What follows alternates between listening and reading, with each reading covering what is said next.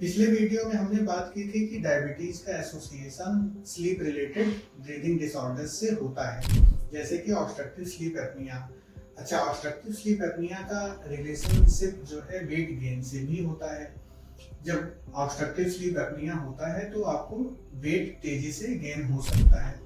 तो इसकी वजह से डायबिटीज होता है कि इसके अलावा भी कई फैक्टर्स हैं। तो सबसे पहला तो वेट ऑब्वियसली एक इम्पॉर्टेंट फैक्टर है। अगर आपका वेट गेन होगा तो आपकी डायबिटीज वर्सन हो सकती है या आपको डायबिटीज हो सकता है।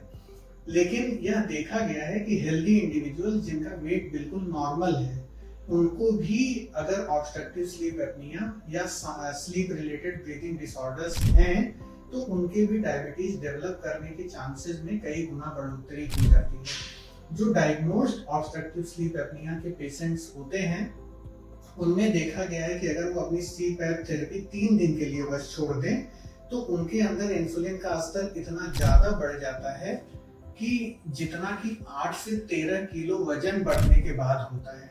तो आप सोच सकते हैं कि यह कितना ज्यादा सिग्निफिकेंट है। यानी कि अगर आपने 3 दिन तक थेरेपी अपनी नहीं ली है और उसके बाद आप 8 से 13 किलो वेट गेन करने के बराबर जो है आपके अंदर इंसुलिन सीक्रेट हो जा रहा है, ये कितनी भयावह बात है।